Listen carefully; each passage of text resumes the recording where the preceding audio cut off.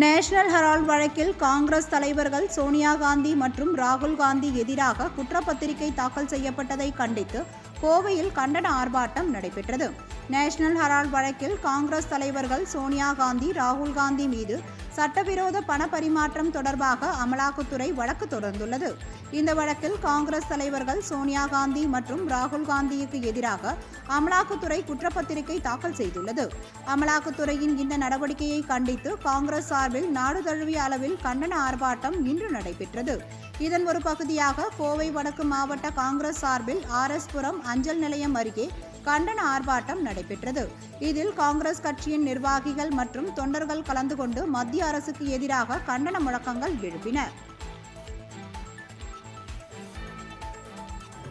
அமலாக்கத்துறை என்பது நேர்மையான துறை என்பது இல்லை என்பதை நிரூபித்துக் கொண்டிருக்கின்றது. இந்த நாட்டில் பல்வேறு விட்டாமிசாஸ்களும் பல்வேறு கொள்ளையடித்தவர்களுடைய செய்தித்தாளில் வருகின்றது. அவர்கள் பாரதிய ஜனதா கட்சியினுடைய ஆதரவாக இருப்பதால் அமலாக்கத்துறை அந்த பக்கம் தலை வைத்து படுப்பதில்லை.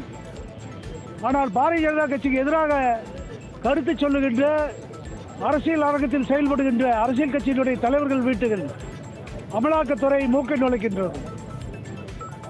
நேர்மையாக நடக்கும் என்றால் இன்றைக்கு பாரதிய ஜனதா கட்சியினருக்கு என்ற 75% மந்திரிகள், தலைவர்கள் அமலாக்கத்துறையினால் தண்டிக்கப்பட்டிருக்க வேண்டும்.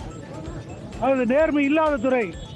அமலாக்கத்துறை காங்கிரஸ் கட்சியும் நேரு குடும்பத்தையும் அரசியல் அரங்கிலிருந்து வெளியேற்ற வேண்டும் என்று மோடியினுடைய கைப்பாவையாக மத்திய அரசினுடைய செயல் திட்டமாக செய்கின்றது. இன்றைக்கு இந்தியா முழுவதும் நேரு குடும்பத்துக்கு ஏற்பட்டுகின்ற களங்கம் என்கின்ற அந்த சொல்லை நீக்குவதற்கு களத்தில் இறங்கி போராடுகின்றார்கள்.